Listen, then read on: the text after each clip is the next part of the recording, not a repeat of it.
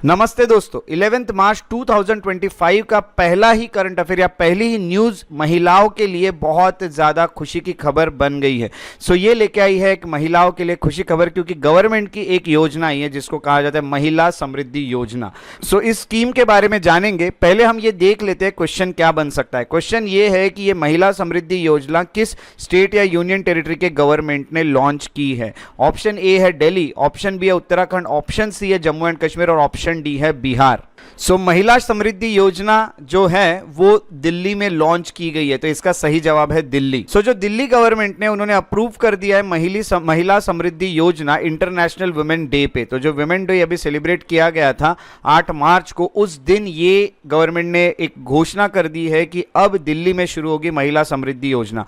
महिला समृद्धि योजना के चलते वुमेन को 2500 रुपीज पर मंथ दिए जाएंगे जिनकी एज 21 ईयर से 60 ईयर्स के बीच में है और जो वीकर इकोनॉमिक सेक्शंस को बिलोंग करती है। अब वीकर इकोनॉमिक सेक्शंस गवर्नमेंट का कहना है यानी वो महिलाएं जो महिलाएं 3 लाख एनुअली उससे कम इनकम कमाती है। तो जिन वुमेन की इनकम 3 लाख पर मंथ से पर ईयर से कम है, उनको ये योजना का जो बेनिफिट है वो दिया जाएगा। ये जो स्कीम है इससे महिलाओं को एम्पावर किया जाएगा, उनको फाइनेंशियल सपोर्ट दिया जाएगा, सेल्फ एम्प्लॉयमेंट अपॉर्चुनिटीज उनको मिल जाएगी। उसी के साथ साथ वेरियस फॉर्म्स में मंथली अलाउंसेस कुछ आते हैं, सब्सिडाइज लोन्स भी उनको मिल जाएंगे। अगर वो छोटा मोटा कोई माइक्रो एंटरप्राइजेस यानी बिजनेस स्टार्ट करना चाहे तो मंथली कुछ खर्चे के लिए भी पैसे मिल जाते हैं। उसके अलावा वोकेशनल ट्रेनिंग भी लड़कियां जो है महिलाएं जो है उनको प्रोवाइड की जाएगी, जिसके थ्रू उनको एक ट्रेनिंग मिलने के बाद वो जॉब्स भी या फिर अपना कोई भी बिजनेस सेटअप कर सकती है।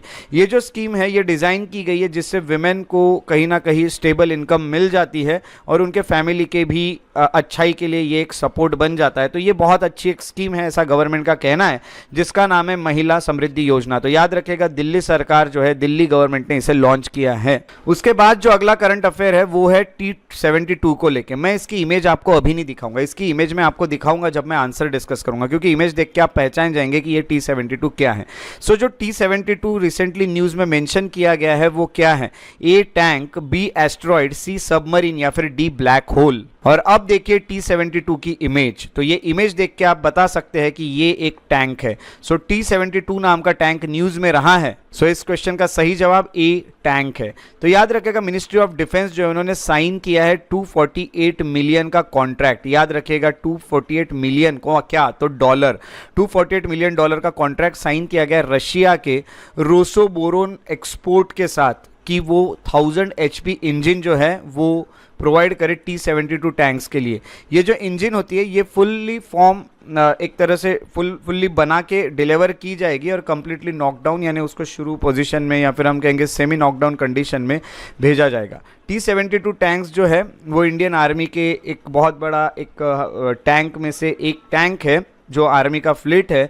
करंटली उसमें 780 HP की इंजन लगी है। तो इसमें कहीं ना कहीं इंजन 1000 HP की इंजन लगाया जाए, ऐसा यहाँ पे रशिया के साथ कॉन्ट्रैक्ट साइन किया गया है। तो सोवियत जो है उन्होंने डिज़ाइन किया है T72 टैंक और इसको इंट्रोड्यूस किया गया था 1971 में और इसको ग्लोबली यूज़ किया जाता है। इस टैंक को सिर्फ इंडिया नहीं तो इंटरनेशनल लेवल पे हर लगभग काफ़ी सारे देशों में इसको यूज़ किया जाता है। और इसको डिज़ाइन जिसने किया है वो है यूरल वैगनज़ावोड करके है, सोवियत यूनियन, वहाँ पे उन्होंने इसको डिज़ाइन किया है। और अब जो मशीन बनाने वाले हैं वो रोसोबोरोन एक्सपोर्ट जो है वो बनाने वाले हैं। तो T72 टैंक जो है वो लोकली मैन्युफैक्चर्ड है और इसको अपग्रेड किया है हेवी व्हीकल फैक्ट्री अवडी करके जो जगह है अवडी, वहाँ पे इसको बनाया गया है। लोकली ये टैंक अब हम बनाते हैं। हमें ये टेक्नोलॉजी रशिया से पता चली। ये जो टैंक होता है इसमें हाई एक्यूरेसी साइटिंग सिस्टम बना हुआ है, यानी एक्यूरेटली ये किसी भी जो टारगेट है उसको साइट कर सकता है और उस पर अटैक कर सकता है। इसमें ऑटोमेटिक लोडिंग मैकेनिज्म भी है, यानी जो भी फायरिंग होती है उसको ऑटोमेटिकली लोड भी हो जाती है फायर होने के बाद, और फायर होने के बाद फिर से लोड होके इसमें कंटिन्यूस फायरिंग भी बाद में की जा सकती है। तो ये जो टैंक है ये याद रखेगा जो न्यूज़ में T72 टैंक्स जो कि रशिया से आया और अब इसका अपग्रेडिंग चल रहा है इंजन का, इसीलिए ये न्यूज़ बन चुका है। अगला जो क्वेश्चन है वो है convention on cluster munitions CCM को लेके। CCM जो है यानी हम कहेंगे कि एक तरह से ये म्यूनिशंस थे, यानी हम कहेंगे कोई कन्वेंशन साइन किया गया था कुछ देश के बारे में कि जो क्लस्टर बॉम्ब्स है उसको बैन करेंगे हम, ऐसा एक कन्वेंशन था। तो किस देश ने रिसेंटली इस कन्वेंशन को क्विट कर दिया, छोड़ दिया? आपके ऑप्शन है ए लैटविया, बी एस्टोनिया, सी लिथुआनिया या फिर डी बेलारूस। यहाँ पे आप इमेज देख सकते हैं, जो क्लस्टर बॉम्ब्स की इमेज थी इसी को बैन करने की यहाँ पे बात की गई थी। और इस सवाल का सही जवाब है सी, लिथुआनिया। सो आपको ये बता दूं कि लिथुआनिया जो है वो कहीं ना कहीं कन्वेंशन ऑन क्लस्टर म्यूनिशन जो साइन किया गया था उसको एग्जिट कर गया है, यानी ये सिक्योरिटी कंसर्न को लेके था रशिया में, तो यहाँ पे इनके साथ साइन किया था कि क्लस्टर बॉम्ब्स जो है इसको हम यूज़ नहीं करेंगे। क्लस्टर बॉम्ब क्या होते हैं ये भी मैं आपको बताता हूँ। पहले आपको ये बता दूँ कि यहाँ काफ़ी सारे क्रिटिसिज्म थे ह्यूमन राइट्स ग्रुप के, क्योंकि देखिए कि जब भी ये बैन जो था, यानी हम बॉम्ब यूज़ नहीं करेंगे क्लस्टर बॉम्ब, ऐसा एक कन्वेंशन साइन किया था, तो ये लोग क्लस्टर बॉम्ब्स को यूज़ नहीं कर सकते थे। अब लिथुआनिया जो है उन्होंने ये बोल दिया है कि हम इससे एग्जिट कर रहे हैं, तो वो अब क्लस्टर बॉम्ब यूज़ करने के लिए फ्री हो चुके हैं। सो कन्वेंशन ऑन क्लस्टर म्यूनिशन जो होता है वो बैन करता था यूज़, प्रोडक्शन और ट्रांसफ़र, और उसको स्टॉक करके रखना, यानी उसको जमा करके रखना, किसको, तो क्लस्टर बॉम्ब्स को। सो क्लस्टर बॉम्ब क्या होते हैं ये बताने से पहले मैं आपको एक इमेज दिखाता हूँ। अब ऊपर तो आपको एक इमेज दिखाई थी और ये एक इमेज देखिए। सो ये जो होते हैं इसके अंदर क्लस्टर बॉम्ब्स रखे जाते हैं और ऐसे ये छोटे छोटे बॉम्ब्स होते हैं। तो क्लस्टर बॉम्ब जो होते हैं वो एक वेपन होता है जो छोटे छोटे एक्सप्लोजिव्स को रिलीज करता है। हवा में से इसको रिलीज किया जाता है, कंटेनर खुलता है और नीचे ये छोटे छोटे बॉम्ब्स जो है वो आके गिरते हैं और उससे बहुत ज़्यादा यानी हम कहेंगे कि लॉस होता है। सो कहीं ना कहीं क्लस्टर म्यूनिशंस को बैन करने की बात थी, तो ये क्लस्टर बॉम्ब्स को बैन करने से इसको एग्जिट कर देता है लिथुआनिया। और आपको ये बता देता हूँ कि इसको अडॉप्ट किया गया था 30 मई 2008 को और एनफोर्स किया गया था इस कन्वेंशन को 1 अगस्त 2010 को। ट्रीटी जो है उसमें 112 मेंबर स्टेट्स थे और 12 सिग्नेटरीज थे जो इसको अब तक रेटिफाई करने के। तो 112 मेंबर इसके हैं, बट 12 लोगों ने इसको साइन किया, बट अब तक वो लोग इसको रेटिफाई नहीं की है। बड़े बड़े देश जैसे कि India, US, Russia, China, Ukraine, Israel, इन्होंने इसको साइन नहीं किया है क्योंकि स्ट्रेटेजिक कंसर्न्स थे। कभी भी वॉर होते, कभी भी अटैक होते, हम इसको अगर साइन कर देंगे और कोई अगर हम पे अटैक कर देता है जिन्होंने साइन नहीं किया है, तो हम इसको कैसे डिफेंड करेंगे, तो इसीलिए हमने इसको साइन नहीं किया है। सीसीएम का जो एम है, यानी कन्वेंशन ऑन क्लस्टर म्यूनिशन का जो एम है, वो वही है कि सिविलियंस को ज़्यादा हार्म ना हो, शांति बनी रहे इंटरनेशनल लेवल पे, यानी ग्लोबल पीस, और ह्यूमन राइट्स को भी कोई खतरा ना हो। United nation sustainable development goals में से भी ये एक है कि शांति बनाए रखना, वॉर नहीं लड़ना, तो ये उसको भी पूरा करता है। उसके बाद का नेक्स्ट करंट अफेयर है लॉस एंड डैमेज फंड को लेके, एलडीएफ को लेके, और एलडीएफ न्यूज़ में रहा है। तो एलडीएफ किस इवेंट में लॉन्च किया गया था, एस्टैब्लिश किया गया था, ये यहाँ पे सवाल उठता है।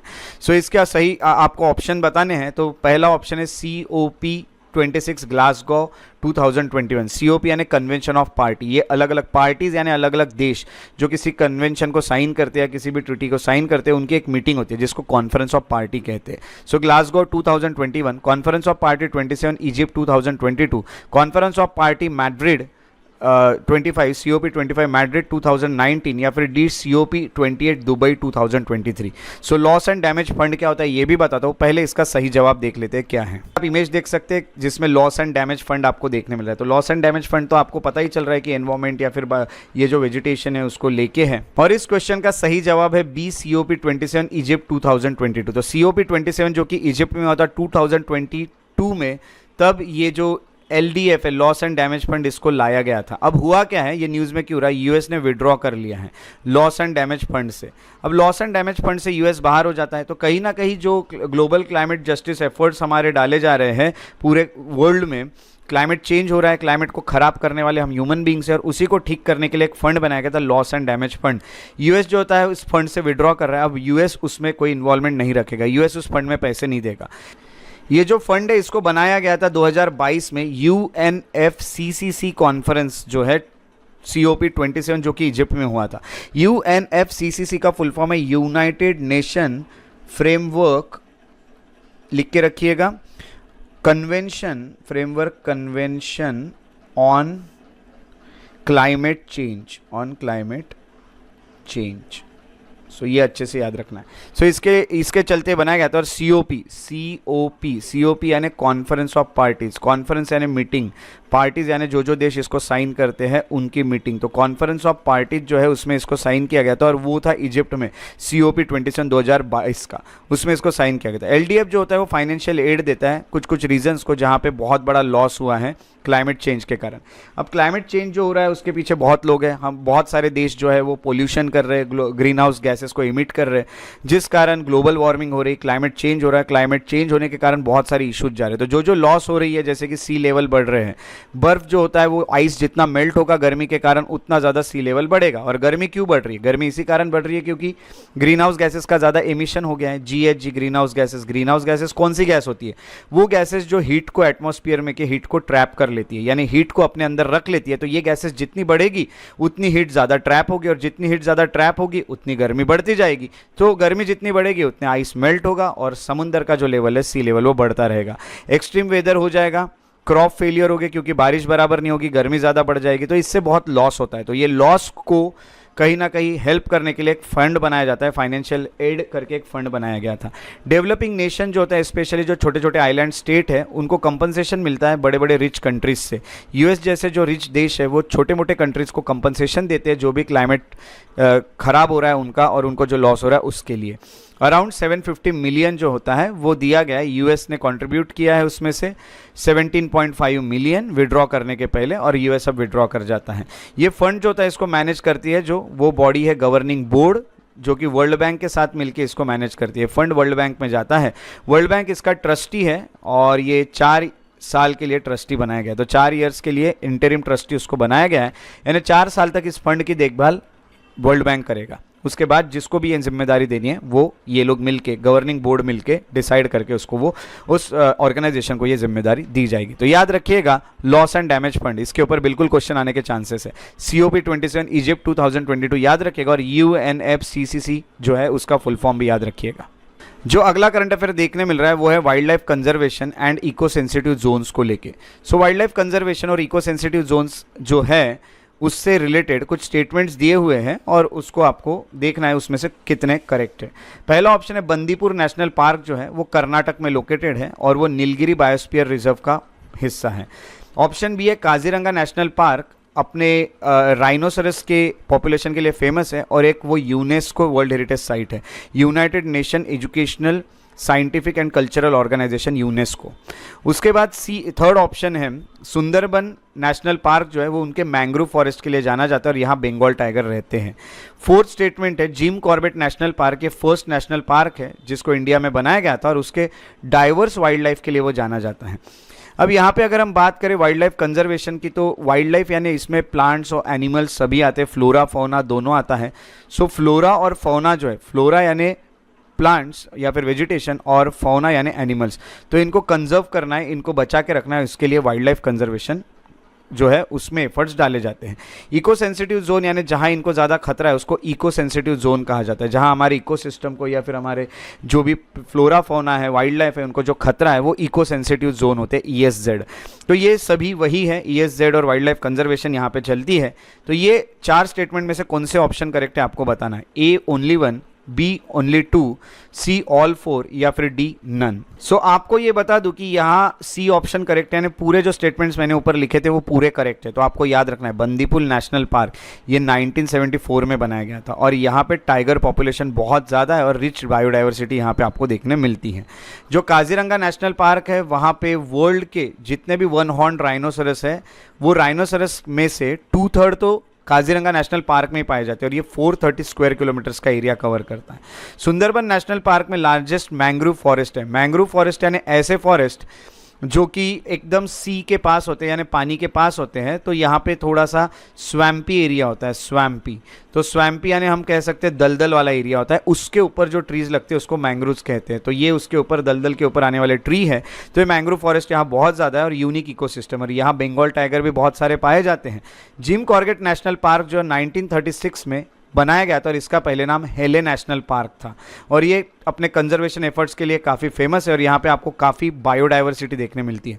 बायो यानी अलग अलग, लाइफ, बायो यानी लाइफ यानी डिफरेंट प्लांट्स और एनिमल्स, और डाइवर्सिटी यानी variety. So variety of plants and animals आपको देखने मिलते हैं, वो है जिम कॉर्बेट नेशनल पार्क में। इसके अलावा हम अगर ये स्टेटमेंट्स की बात करें तो बंदीपुर नेशनल पार्क के कर्नाटक में लोकेटेड है, बिल्कुल बराबर है, और ये नीलगिरी बायोस्फीयर रिजर्व का पार्ट है। काजीरंगा नेशनल पार्क जो है वो आसाम में आपको देखने मिलता है और यहाँ पे 1 हॉर्न राइनोसरस भी है और ये यूनेस्को की एक वर्ल्ड हेरिटेज साइट है। उसके अलावा सुंदरबन नेशनल पार्क जो है वो बंगाल में आपको देखने मिलता है और बंगाल टाइगर के लिए फेमस है। जिम कॉर्बेट नेशनल पार्क जो है ये आपको उत्तराखंड में में देखने मिलता है और ये पहला नेशनल पार्क है इंडिया का। उसके अलावा और भी जो इन्फॉर्मेशन थी मैं यहाँ पे भी आपको बता चुका हूँ, तो ये इन्फॉर्मेशन अच्छे से याद रखते चलिए। National parks, wild life conservation, ये हमेशा न्यूज़ में रहता है। आई होप जो ये मैं वीडियोस बनाता हूँ करंट अफेयर्स के, वो आपको हेल्प कर रहे हैं। तो आपको अगर वो सच में हेल्पफुल लग रहे हैं, नॉलेजेबल लग रहे हैं, तो वीडियो के नीचे कमेंट करें कि आपको वीडियोस कैसे लगते हैं, ताकि मुझे भी एनर्जी मिलती है और वीडियोस बनाने की। उसको लाइक करें, शेयर करें। अगर मेरे यूट्यूब चैनल पर नए हो तो उसको सब्सक्राइब करके बेल आइकॉन को प्रेस करें, ताकि ऐसे इंपॉर्टेंट वीडियोज़ आपसे ना छूटे। इसी तरह से हम नॉलेजेबल वीडियो के साथ अगले लेक्चर में मिलेंगे। तब तक के लिए आप लोग अपना ख्याल रखिए। Take care. जय हिंद।